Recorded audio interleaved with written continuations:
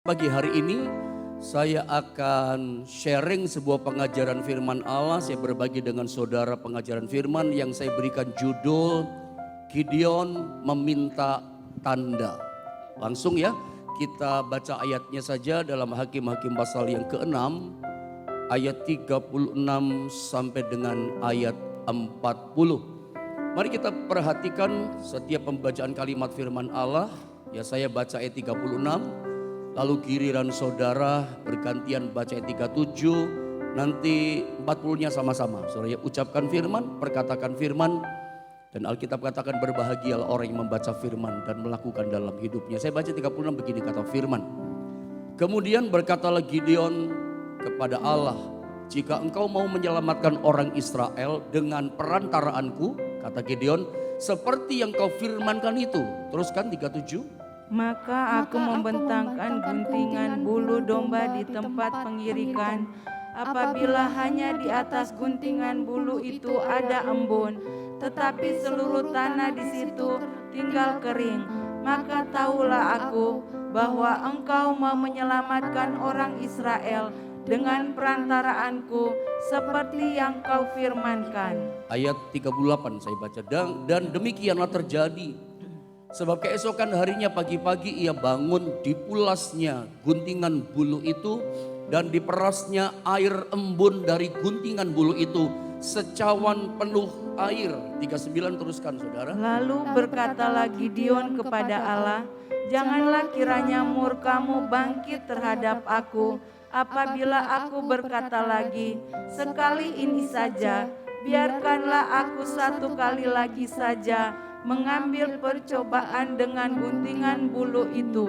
Sekiranya yang kering hanya guntingan bulu itu, dan di atas seluruh tanah itu ada embun. Mari ayat yang ke-40 sama-sama kita membacanya 1, 2, dan 3. Dan demikianlah diperbuat Allah pada malam itu, sebab hanya guntingan bulu itu yang kering, dan di atas seluruh tanah itu ada embun. Sekali lagi, menurut saya tema yang kita pelajari atau renungan firman yang sedang kita bahas pagi ini tema yang sangat menarik gitu saudara ya. Tentang Gideon meminta tanda kepada Tuhan. Kita bicara tentang namanya meminta tanda. Kenapa? Karena seringkali di antara kita kalau kita berdoa kita berkata saya udah berdoa dengan iman pendeta. Tapi kemudian kita yang berkata berdoa dengan iman, kita minta sama Tuhan dengan iman. Ketika kita mau memutuskan, kita menjadi ragu dengan iman kita. Makanya kita sering kali, dalam tanda kutip saya katakan ya, sering kita dengar, sering gitu loh.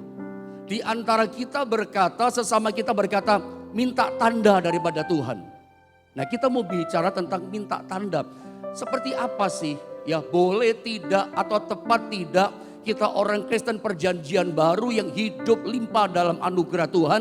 Kita itu minta tanda daripada Tuhan. Dan saya mengajarkan firman Allah kepada saudara berdasarkan ayat-ayat firman. Berdasarkan perintah Tuhan, aturan-aturan firman yang ada. Bukan ide dari pikiran saya seorang pendeta yang belajar ilmu tentang Alkitab. No. Selalu saya mengajarkan firman basic dasarnya ayat Alkitab, firman Allah. Supaya apa? Supaya pertumbuhan iman saudara dan saya, pertumbuhan kita iman secara rohani gereja Tuhan tidak kesasar kita. Kita bukan melakukan sesuatu yang sebetulnya Tuhan gak kehendaki. Yang Tuhan inginkan apa sih gitu. Nah kita belajar hari ini tentang yang namanya meminta tanda. Sangat populer itu terjadi ada di gereja Tuhan pada masa kini. Kalau saya boleh katakan sama saudara, latar belakang daripada saya menyampaikan melepaskan pengajaran firman Allah tentang Gideon meminta tanda. Ini loh latar belakangnya yang terjadi ini. Karena ada banyak sekali orang yang percaya kepada Tuhan. Lalu dia sedang didesak oleh keadaan. Dia sedang didesak oleh situasi kondisi yang mendesak. Dan untuk mengambil keputusan. Dia harus mengambil keputusan. Ini latar belakangnya. Orang kebingungan gitu loh. Jadi saya ulang latar belakang saya melepaskan pengajaran tentang Gideon meminta tanda. Ini latar belakangnya. Ada banyak di antara kita orang Kristen yang percaya pada Tuhan. Lalu kita diperhadapkan situasi kondisi yang mendesak kita. Ya, bahwa kita harus mengambil keputusan. kita diperhadapkan mengambil keputusan lalu kita bingung gitu ya. Nah seringkali ini yang terjadi, orang minta tanda. Coba Anda lihat gambar berikutnya saudara. Kita tahu ya, ketika kita didesak oleh masalah, kita ambil keputusan dan kita sama-sama ngerti sebetulnya. Yang namanya keputusan itu penting dalam hidup kita. Karena setiap keputusan kita menentukan masa depan kita. Sehingga banyak orang menjadi takut dalam mengambil keputusan. Apa maksudnya? Maksudnya begini, ketika kita hadapi situasi yang sulit, satu contoh, misalnya seorang datang kepada saya sebagai pendeta. Pendeta, saya lagi bingung pendeta ngambil keputusan. Apakah saya, ini contoh ya, saudara yang mau menikah misalnya. Saya mau menikahi dia pendeta, tapi saya bingung apakah betul dia itu jodoh saya yang akan saya nikahi dari Tuhan. Atau bukan, atau enggak gitu. Atau misalnya saudara mau memutuskan, saudara mau keluar di satu tempat kerja di perusahaan, atau saudara tetap tinggal di situ. Anda bingung memutuskannya. Sementara Anda didesak satu sikon, Anda harus mengambil keputusan. Tapi bingung sebagai orang percaya. Yang didesak harus ambil keputusan. Tetap di perusahaan itu Anda kerja atau keluar. Ya, yang menjadi kehendak Tuhan yang mana? Anda bingung. Nah, karena kita tahu setiap keputusan yang kita ambil itu sesuatu yang sangat penting untuk masa depan kita, hidup kita ditentukan oleh keputusan kita. Hari-hari ke depan bagaimana hidup kita, baik atau tidaknya hidup kita, sukses gagalnya kita sama-sama tahu itu semua ditentukan oleh keputusan kita. Begitu kita ambil keputusan yang salah, blunder kita, hancurlah masa depan kita. Gara-gara apa? Kita salah mengambil keputusan. Kita tahu bahwa keputusan yang kita ambil itu sangat penting buat kehidupan kita. Makanya yang terjadi begini, banyak orang tanpa disadari kemudian dia menjadi takut untuk apa? Mengambil keputusan. Saya kasih gambar screen saudara antara maybe yes, maybe no. Mana yang dipilih ini? Orang bingung saudara ya. Karena orang merasa takut nanti keputusannya salah, tanpa disadari dia bingung dan takut ambil keputusan. Lalu muncullah jalur ini. Sehingga akhirnya muncul jalur ini. Meminta tanda dari Tuhan. Seperti Gideon kan. Ketika kita didesak untuk ambil keputusan, kita bingung. Kita takut, nanti jangan-jangan salah ambil keputusan. Ragu kita, ini jodohku atau bukan? Aku mesti kerja tetap di sini atau keluar. Aku mesti tetap tinggal di kota ini atau pindah ke kota anu kerja. Pindah rumah dan sebagainya dan sebagainya. Teruskan saudara. Ketika orang takut ambil keputusan, takut blunder, takut gagal. Muncul jalur ini. Orang Kristen, orang percaya banyak meminta tanda dari Tuhan. Nah pertanyaannya yang saya mau singkapkan sama saudara begini. Bolehkah kita orang percaya meminta tanda? Sebetulnya kalau kita pertanyaannya boleh meminta tanda, boleh atau tidak, ya sebetulnya boleh-boleh aja gitu ya, boleh-boleh aja. Tapi nanti ujungnya saya terangkan sama saudara, orang meminta tanda itu adalah mentalitas perjanjian lama. Kalau nanti saya sempat terangkan sama saudara, di perjanjian lama itu tertulis 70 kali itu umat Tuhan minta tanda. Ya. Di perjanjian baru itu 7 kali minta tanda. Yang terakhir Kisah Rasul pasal 1. Pengganti Yudas itu minta tanda, buang undi. Ya, perjanjian baru pakai kata kleros. Ya, dan perjanjian lama bahasa Ibrani pakai kata goral. Goral itu 70 kali minta tanda, buang undi. Coba nanti saya terangkan. Nah, sebetulnya pertanyaannya bukan boleh atau tidak boleh. Kalau mau boleh ya silakan boleh gitu ya. Tapi itu mental perjanjian lama. Harusnya nggak seperti itu maksud saya. Ya. Tepatnya begini, pasnya begini, tepatkah kita orang percaya sekarang ini yang sudah percaya pada Yesus? Tepatkah kita orang perjanjian baru yang telah ditebus oleh darah Kristus? Kita hidup limpah dalam anugerah dan kasih karunia Tuhan. Tepatkah gitu loh, kita orang percaya yang hidup dalam anugerah masih meminta-minta tanda dari Tuhan. Ketika kita terdesak ambil keputusan.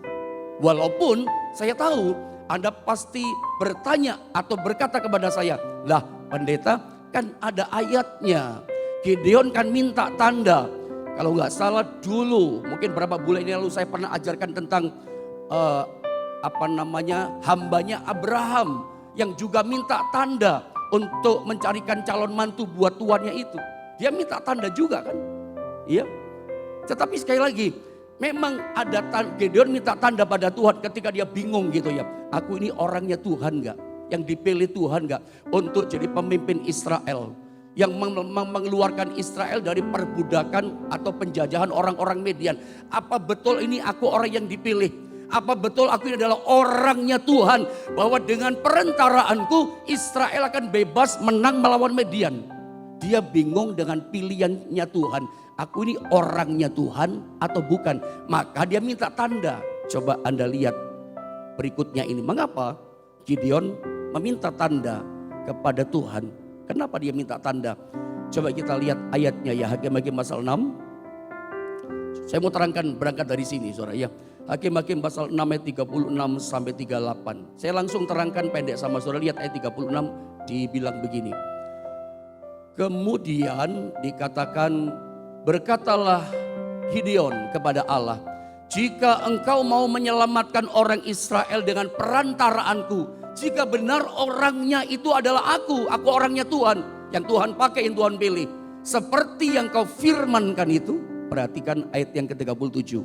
Maka dia minta tanda, aku membentangkan guntingan bulu domba di tempat pengirikan. Apabila hanya di atas guntingan bulu itu ada embun, tetapi seluruh tanah di situ tinggal kering, maka tahulah aku ya bahwa engkau mau menyelamatkan orang Israel dengan perantaraanku seperti yang kau firmankan. 38, coba sama-sama kita baca ayat 38 ya, 2, 3. Dan demikianlah terjadi sebab keesokan harinya pagi-pagi ia bangun, dipulasnya guntingan bulu itu dan diperasnya air embun dari guntingan bulu itu secawan penuh air. Memang betul dalam perjanjian lama kisah Gideon dia minta tanda dan Tuhan jawab. Tapi tahukah saudara latar belakang daripada Gideon? Kenapa atau mengapa dia minta tanda daripada Tuhan? Dia ragu. Kenapa dia ragu? Aku ini orangnya Tuhan atau bukan? Aku ini betul orang yang dipilih Tuhan atau bukan? Kenapa dia minta tanda dari Tuhan? Saya kasih tahu latar belakangnya. Sebab telusuri, baca Alkitab dengan teliti tentang kisah Gideon. Gideon itu kurang pengenalannya akan Tuhan. Dia kurang kenal betul siapa itu Tuhan. Dia kurang mengenal, makanya dia minta tanda. Anda juga mungkin bertanya sama saya, perjanjian baru kan ada. Mari saya tunjukkan saudara ya. Para rasul, dan ini adalah minta tanda yang terakhir membuang undi dalam kisah perjanjian baru. Ada 7 kali dalam perjanjian baru, ini yang terakhir. Berikutnya nggak ada lagi minta tanda. Nah, mengapa rasul-rasul membuang undi saat memilih pengganti Yudas? Ya, coba kita lihat ayatnya ya, Kisah Rasul pasal 1 ayat 23 sampai 26. Saya baca 23, saudara 24, 25 saya 26 nanti sama-sama ya. Kisah Rasul 1 ayat 23 dikatakan begini. Lalu mereka mengusulkan 2 orang, penggantinya Yudas. Yusuf yang disebut Barsabas, dan juga yang bernama Yustus dan Matias. Teruskan 24 saudara. Mereka semua berdoa dan berkata, ya Tuhan, Engkaulah yang mengenal hati semua orang. Tunjukkanlah kiranya siapa yang Engkau pilih dari kedua orang ini. Ayat 25 saya baca. Untuk menerima jabatan pelayan, yaitu kerasulan yang ditinggalkan Yudas, yang telah jatuh ke tempat yang wajar baginya. 26 sama-sama baca 23. Lalu mereka membuang undi bagi kedua orang itu, dan yang kena undi adalah Matias. Dan dengan demikian ia ditambahkan kepada bilangan ke-11 rasul itu. Saudara, memang dalam perjanjian baru para rasul bersidang juga minta tanda dari Tuhan. Membuang undi, cari pengganti Yudas, cuma 2 orang ya, yaitu Barsabas dan Matias, 2 orang yang dipilih. Tapi siapa yang terpilih? Mereka bingung, terdesak keadaan, mau ambil keputusan, lalu mereka berdoa kepada Tuhan dan membuang undi. Membuang undi itu berarti minta tanda. Sebab tanda itu, undi itu jatuhnya ke Matias. Makanya ditunjuklah Matias yang terpilih menjadi rasul yang ke-12 menggantikan Yudas. Tapi tahukah Anda, setelah kisah tentang Matias dituliskan di Kisah Rasul pasal 1 ayat 23 sampai 26. Nama Matias nggak pernah nongol lagi. Karya Matias dalam pelayanan, tindak tanduk Matias, apa yang dia kerjakan dalam terobosan ilahi, dalam agenda karya pekerjaan rencana Allah, nggak ada. Karena orang bernama Matias itu hasil undian, hasil minta tanda. Dan tahukah saudara, saya mau sampaikan sama saudara, kenapa para rasul bersidang dan mereka buang undi minta tanda? Ingat, latar belakang mereka buang undi, pakai undian, kopiok kayak arisan. Coba kalau kita sekarang bikin kopiok, mau minta tanda, ambil keputusan. Susah banget kita jadi orang Kristen. Ya, kenapa para rasul minta tanda? Saya mau kasih tahu, karena Roh Kudus belum dicurahkan. Karena Roh Kudus belum turun. Karena Roh Kudus belum tinggal dalam diri para rasul. Ada ayat buang undi minta tanda, tapi memang Roh Kudus belum turun. Kisah Gideon, dia minta tanda karena dia gak punya pengenalan yang benar akan Tuhan. Dia kurang mengenal Tuhan, itu tepatnya. Ada bacalah tentang Gideon, ada pasti ketemu jawabannya. Dia kurang tahu siapa Tuhan, makanya ragu, makanya kurang percaya bahwa dia adalah orangnya Tuhan. Ya, saya percaya saya adalah orangnya Tuhan yang dipakai untuk melayani Tuhan. Saya gak bimbang, saya gak ragu, saya gak perlu minta tanda. Tapi saya percaya saya dipanggil oleh Tuhan. Saya adalah orangnya dalam kerajaan Allah ini. Gideon dia bimbang sama dengan para rasul ini, bimbang.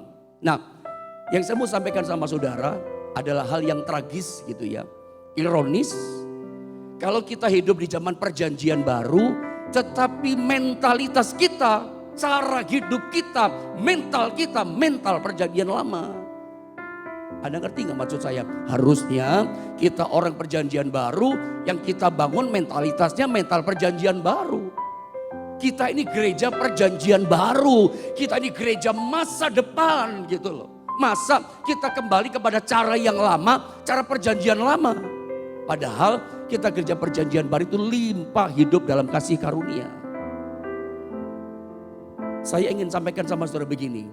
Kenapa membuang undi, minta tanda, setiap kali ragu, bingung, terdesak, ambil keputusan. Tuhan, saya minta tanda. Saya kasih tahu, itu adalah mental perjanjian lama. 70 kali perjanjian lama minta tanda. Lalu 7 kali perjanjian baru, yang terakhir Kisah Rasul tadi itu yang ke-7.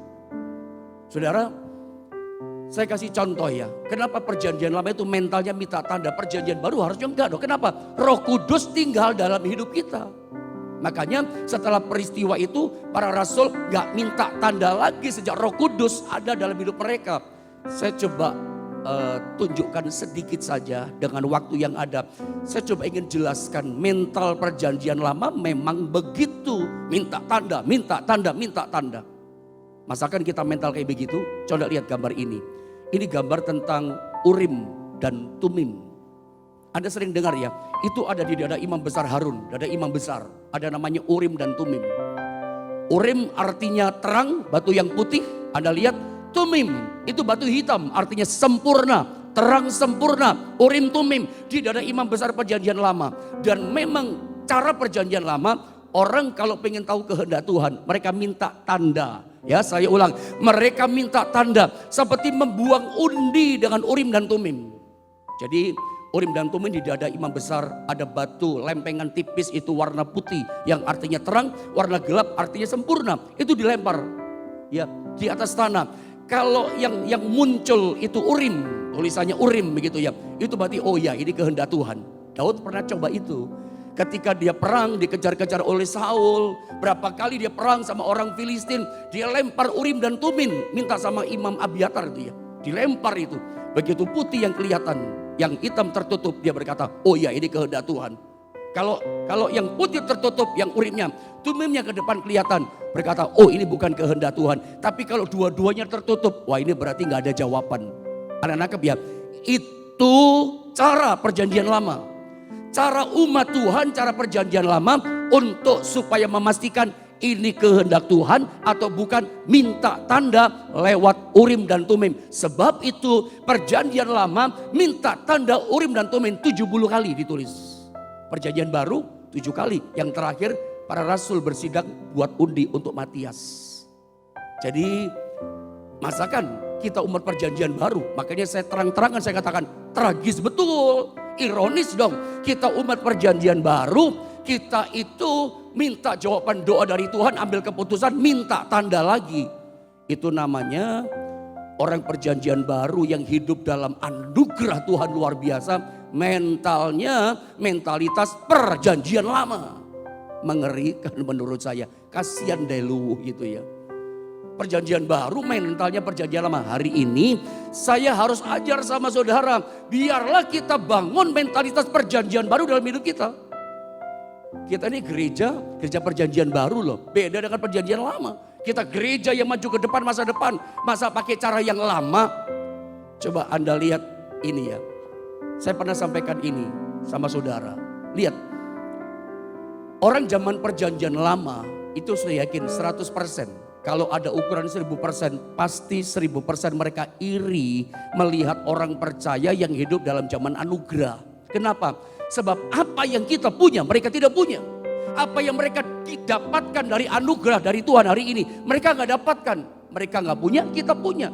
Kalau mereka bisa melihat dari sorga keadaan gereja Tuhan yang luar biasa. Gereja perjanjian baru yang limpah dengan kasih karunia, yang limpah dengan anugerah. Dari sorga mereka iri, enak betul buat perjanjian baru. Karena apa yang kita punya mereka tidak punya. Apa yang kita punya? Anugerah. Apa yang kita punya? Roh Kudus diam dalam kita. Tapi aneh saya katakan ada banyak malahan terjadi begini. Orang Kristen hidupnya di masa kini gereja perjanjian baru tapi pengen jadi orang perjanjian lama. Saya pengen kayak Musa loh pendeta. Pukul tongkatnya ke laut terbelah jadi 2. Saya pengen kayak Daniel loh, singa tunduk sama dia. Mau jadi pawang saudara.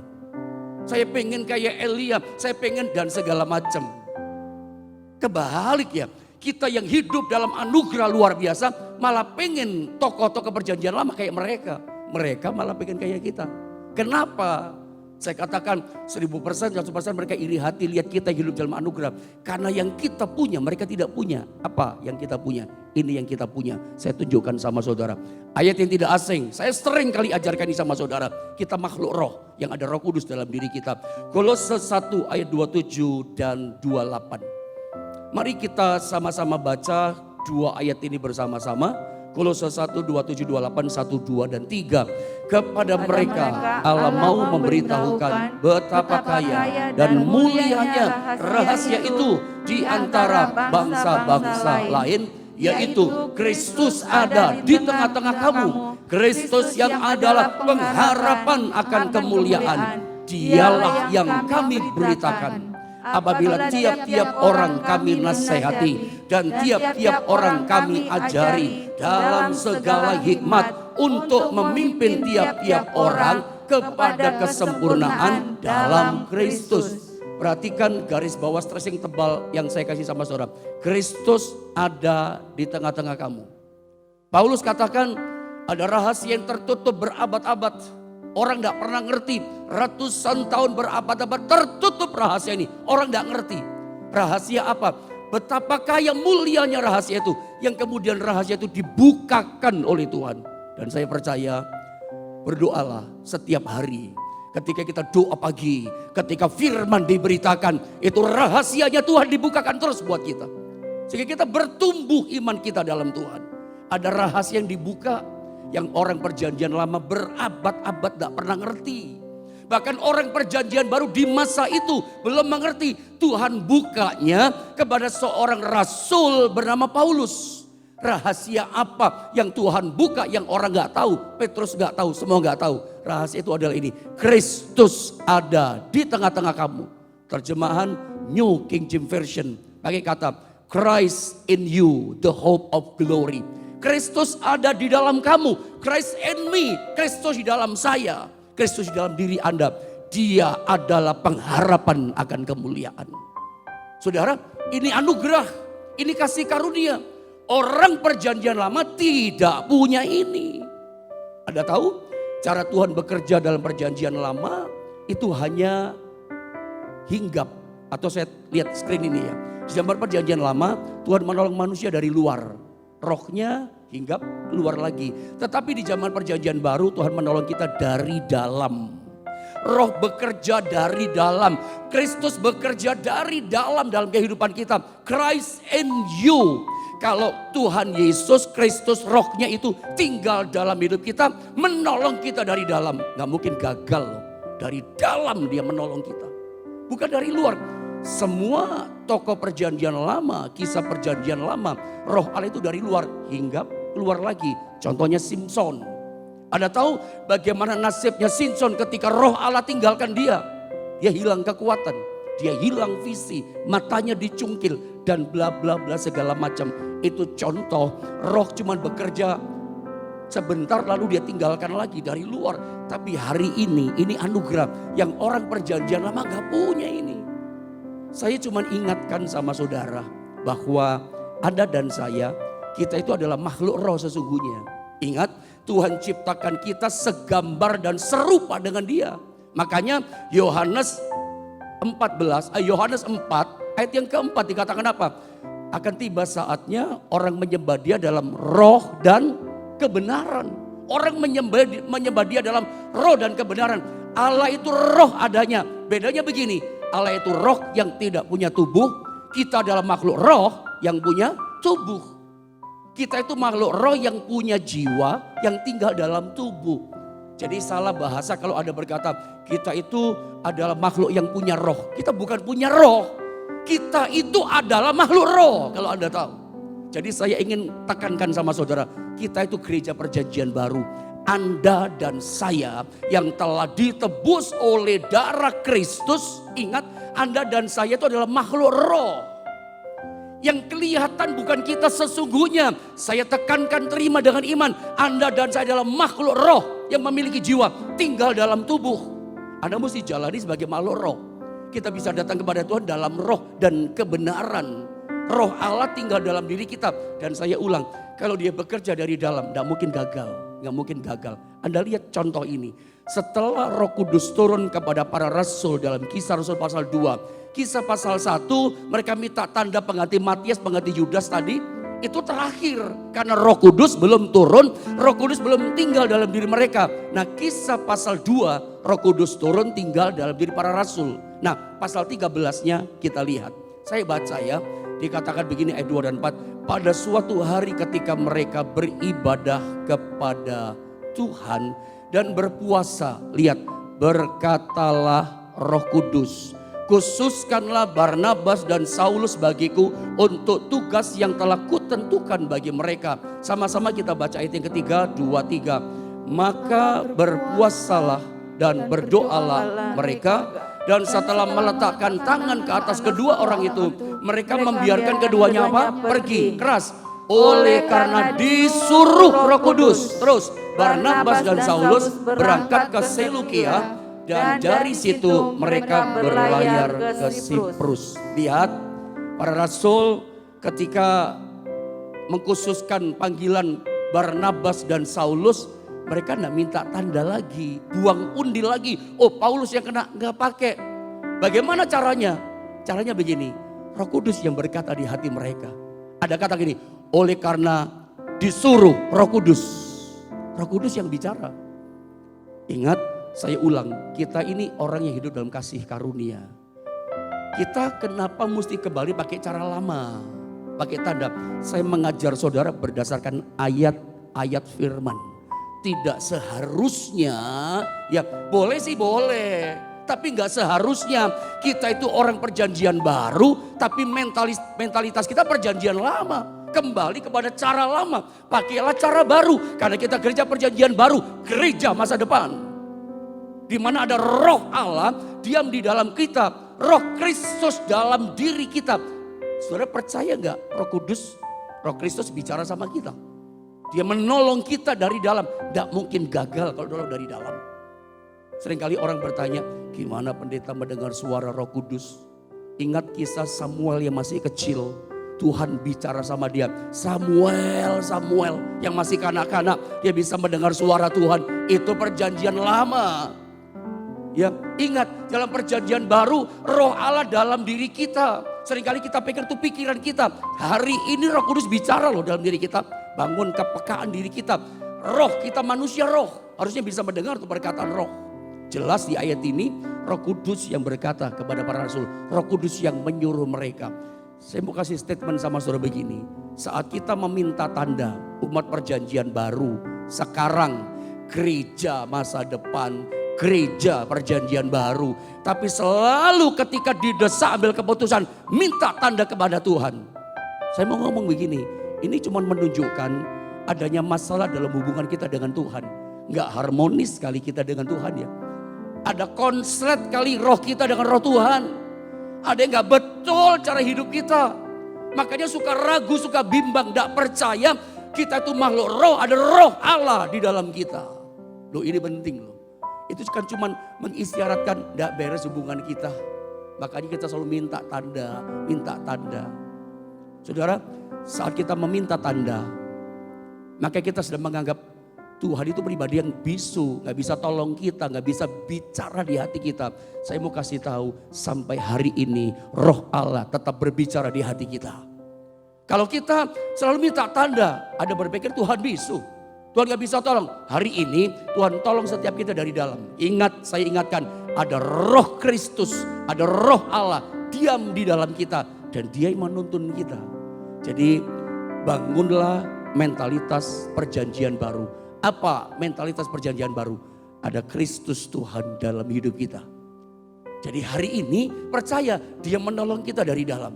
Dia menuntun kita dari dalam. Langkah-langkah kita dituntun dari dalam. Percaya gini. Kalau Tuhan nolong kita dari dalam, gak mungkin gagal. Tapi butuh Anda menyadari, ada makhluk roh, ada roh Kristus yang dalam diri kita. Dia menuntun kita. Saudara, iblis, ini yang terakhir saya mau bilang sama saudara. Iblis, saudara ya, itu seringkali mencuri kesempatan. Tolong gambarkan muncul gambarnya. Iblis itu seringkali mencuri kesempatan saudara ya, untuk menyesatkan kita. Gambar terakhir. Mungkin hilang gak dimunculkan saudara. Tapi saya mau sampaikan begini. Bahwa iblis itu seringkali mencuri kesempatan untuk menyesatkan kita. Saya mau tanya sama saudara. Apakah menurut saudara hanya Tuhan yang bisa buka pintu, buka jalan buat saudara? Apakah iblis gak bisa? Apakah menurut saudara orang Kristen hanya Tuhan yang bisa tolong kita? Iblis gak bisa kasih pertolongan? Apakah menurut saudara hanya Tuhan yang kasih berkat sama kita? Apakah iblis gak bisa kasih berkat? Coba saya tanya, saya sodorkan sama saudara. Menurut saudara, apakah iblis gak bisa bikin apa-apa? Ada salah loh. Iblis seringkali mencuri kesempatan untuk menyesatkan kita. Kalau gak salah saya pernah bilang sama saudara begini. Ketika Anda minta tanda, itu kan ngomong kan. Satu contoh ya. Orang minta tanda itu kadang-kadang begini. Janjian sama seseorang, kenalan istilahnya. Lalu dia minta tanda sama Tuhan. Tuhan dia berdoa. Nanti kalau yang datang itu orangnya pakai baju kuning Tuhan. Aku percaya itu tandanya. Orang itu nanti pasti jodohku jadi istriku. Minta tanda baju kuning. Istilahnya. Ternyata yang datang baju kuning banyak. Saudara Anda kesasar ya. Memangnya yang bisa buka pintu cuma Tuhan. Saya diberkati sebuah devotion yang ditulis oleh teman saya. Teman saya berkata begini, kalau engkau lihat pintu terbuka, tidak harus kamu cepat memasukinya. Bukan berarti semua yang lancar, teman saya katakan, itu adalah kehendak Tuhan. Kan seringkali orang kan begitu kan minta tanda. Saya pendeta berdoa sama Tuhan minta tanda. Tanda apa kamu minta? Saya ada melamar di sebuah kerjaan, saya diterima. Di Jakarta gajinya 4 kali lebih besar daripada gaji saya di perusahaan tempat kerja saya sekarang. Dan saya berdoa sama Tuhan, kalau memang Tuhan kehendaki saya keluar dari pekerjaan yang lama, lalu kerja di pekerjaan yang baru yang 4 kali lipat lebih besar gajinya. Tuhan akan bikin semuanya lancar. Saya mau tanya sama saudara, apakah benar semuanya yang lancar itu pasti kehendak Tuhan? Belum tentu loh. Pintu yang terbuka jangan cepat dimasukin. Karena begini, ketika Anda minta tanda sama Tuhan, Tuhan aku minta tanda, semuanya lancar. Ingat, pada waktu mulutmu minta tanda dengan bahasamu, yang dengar bukan cuman Tuhan. Iblis bisa dengar nggak mulutmu? Bisa dengar. Lalu iblis yang datang menolong saudara, Anda pikir oh ini lancar, padahal bukan Tuhan, setan yang menyesatkan. Makanya kita umat perjanjian baru jangan ironis tragis. Mentalitas kita mental perjanjian lama, selalu minta tanda. Boleh sih boleh, tapi itu mental cara lama. Cara baru Tuhan bekerja dari dalam. Hari ini saudara mesti yakin Roh Kristus itu ada dalam diri kita. Dia menolong dari dalam. Dia bicara sama kita dari dalam. Dia menuntun langkah-langkah kita dari dalam. Kalau Anda selalu minta tanda, Anda pikir Tuhan itu mati, Tuhan bisu, Tuhan gak hidup, Tuhan gak bisa bicara. Hari ini kita mesti percaya ada Roh Kudus dalam hidup kita. Dia menuntun kita dalam kemenangan demi kemenangan. Saya berharap hari ini jika ada di antara saudara menghadapi situasi terdesak, ya, dan Anda sedang berusaha mengambil keputusan, saya berdoa firman Allah ini boleh menjadi berkat buat saudara. Dan saya yakin Anda pernahlah mengalami hal-hal yang saya katakan tadi. Tidak apa-apa. Anda pasti pernah mengalami kan, oh iya pendeta saya minta tanda, tidak masalah. Tapi belajar bangun mentalitas yang baru. Terutama Anda yang hari-hari ini Anda sedang mendengar firman, Anda menjalani ini, terdesak dan harus ambil keputusan. Ambil keputusan dengan iman, minta petunjuk pada Roh Kristus yang diam dalam hidupmu. Dia menolong kau dari dalam, dan kalau dia bergerak dari dalam, tidak mungkin gagal. Engkau akan dibawa dari satu kemenangan kepada kemenangan yang lebih besar.